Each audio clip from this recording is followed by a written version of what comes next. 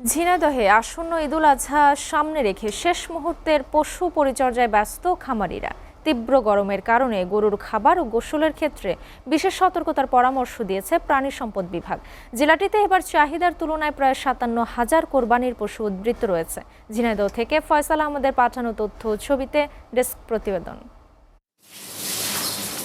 ঝিনাইদহ সদর উপজেলার চরখাজুর গ্রামের মনোয়ার হোসেন পরম যত্নে খামারের গরুগুলোকে গোসল করাচ্ছেন। তিনি ধুয়ে মুছে পরিষ্কার করছেন হাটে তোলার জন্য।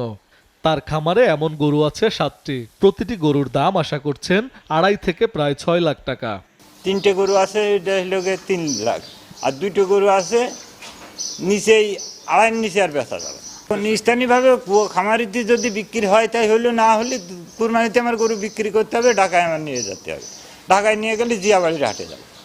শুধু মনোয়ার হোসেনই নন, জেলার প্রতিটি উপজেলাতেই শেষ মুহূর্তের পরিচর্যায় ব্যস্ত খামারিরা। তীব্র গরমে নিয়ম মেনে পশুকে গোসল ও খাবার দিচ্ছেন তারা। পশুর খাদ্য তালিকায় প্রাধান্য পাচ্ছে বিচালি, খড়, ছোলা ও ভুসি। বাজারে ভুসি ও খৈলের দাম স্বাভাবিক থাকলেও বিচালির দাম কিছুটা কমেছে।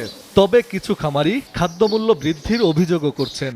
লাভজনক বিক্রির আশায় ৭ থেকে ৮ মাস ধরে এসব পশু লালন পালন করছেন তারা। গতবারের তুলনায় অনেক খরচ বেড়ে গিয়েছে এবছর। ইনশাল্লাহ যদি বাজারের পরিবেশ ভালো থাকে হয়তো তৃণমূল চাষিরা ক্ষতিগ্রস্ত হবে না। খামারিতে খুব ভালো ভালো সৌন্দর্য গরু হয়, তা আশা করি আবার গরু ভালো দাম পাবে। গরু কাটা খুব সুন্দর হয়েছে।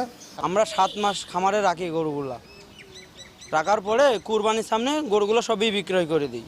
খাওয়াই ভুসি, খোল, বিচালি, মানে তান্ত্রিক যেগুলো আছে, প্রাকৃতিক যেগুলো ভালো খাবার সেগুলা। এদিকে গরম আবহাওয়ার কারণে শেষ মুহূর্তের পরিচর্যায় বাড়তি সতর্কতার পরামর্শ দিচ্ছে জেলা প্রাণী সম্পদ বিভাগ। সেই সাথে পশুর হাটগুলোতে জরুরি সেবার প্রস্তুতিও নেওয়া হচ্ছে। আমাদের এই খামারিদেরকে আমরা নিয়মিত পরিচর্যা করছি এবং নিয়মিত তাদের পরামর্শ প্রদান করছি, যাতে কোনো রকম স্টেরয়েড অথবা হরমোন অথবা অন্য কোনো অ্যাডাল্টেড কোনো খাবার না খায়, সেজন্য আমাদের নিয়মিত মনিটরিং চলছে। কিন্তু এখন গরমকাল, গরমের সময় গরমে অনেক সময় গরু অসুস্থ হতে পড়তে পারে অথবা হাটের বাজারে অসুস্থ হয়ে যেতে পারে। এজন্য আমাদের ঈদের আগেই আমাদের যে কোরবানি হাটগুলো থাকবে সেখানে আমাদের ভেটেরিনারি মেডিকেল টিম থাকবে এবং প্রত্যেকটা হাটে আমাদের ডাক্তার থাকবে এবং কোনো রকম ইমার্জেন্সি কোনো কেস হলে সাথে সাথে আমাদের ডাক্তার সেগুলো টেক আপ করবে। প্রাণী সম্পদ বিভাগের তথ্য মতে চলতি বছর জেলায় ১৮,৭৮০টি খামারে কোরবানির জন্য ৯৩,৫৭২টি গরু এবং ১,৪৮,০০০ ছাগল প্রস্তুত করা হয়েছে, যা জেলার চাহিদা মিটিয়ে উদ্বৃত্ত থাকবে ৫৬,৯৭৭টি পশু। SATV news desk.